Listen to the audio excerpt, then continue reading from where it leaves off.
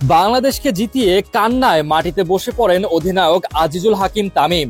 সম্মিলিত হয়ে দলের সবাই একসাথে আল্লাহর কাছে কৃতজ্ঞতা জানাতে দিলেন সিজদা। পতাকা হাতে মাঠের চারপাশে দৌড়ে যেন কুল পাচ্ছিল না যুবারা। পাগলা কোচ রিচার্ড যেন এই দিন বাংলাদেশের জয় দেখে আরো পাগলা হয়ে গেলেন। রীতিমতো যাকে পাচ্ছিলেন তার কোলের উপর লাফিয়ে উঠে উল্লাস করছিলেন। মাত্র 199 রানের টার্গেট দিয়ে ভারতকে যে এভাবে বধ করে ফেলবে যুবারা, তা হয়তো অনেক দর্শক ভাবেনি। তবে এই দিন দুবাইয়ে অবস্থানরত বাংলাদেশি দর্শকদের হতাশ করেনি ছোট টাইগাররা। ম্যাচ জয়ের সাথে সাথে টাইগাররা চলে যায় গ্যালারিতে থাকা সেই সকল দর্শকদের কাছে। সেখানে একের পর এক সেলফির আবদার মেটাতে থাকে টাইগাররা। যুবারা খুশি মনে যত পারছেন তত ছবি তুলে যাচ্ছিলেন দর্শকদের সাথে। ওদিকে আবার পতাকা হাতে পুরো মাঠ চক্কর দেবার পর সবাই একজন আরেকজনকে জড়িয়ে ধরে উল্লাস করতে থাকে। মাঠে থাকা দর্শকরাও পতাকা নিয়ে নিজেদের উল্লাস দেখায়। বন্ধের দিন খেলা দেখতে এসে পুরো পয়সা উসুল হয়ে গেছে বাংলাদেশের ভক্ত সমর্থকদের। তাই তো উল্লাস যেন কোনোভাবে কমছিল না সমর্থকদের।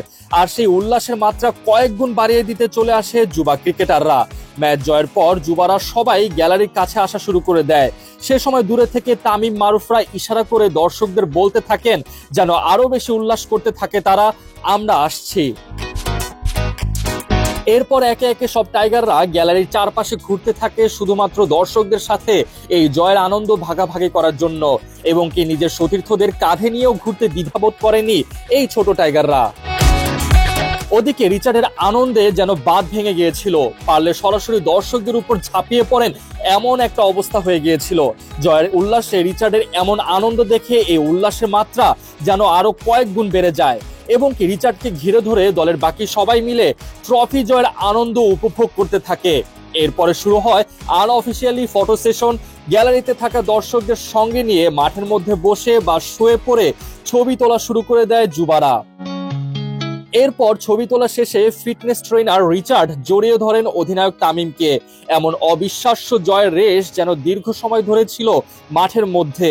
ভক্ত সমর্থকদের এখন চাওয়া একটাই, যুবারা যেভাবে পরপর দুইবার এশিয়া কাপের ট্রফি এনে দিয়েছে, ঠিক একইভাবে বড়রাও কোন এক টুর্নামেন্টের ট্রফি জিতে বাংলাদেশের ভক্তদের যেন এইভাবে উপহার দেয়।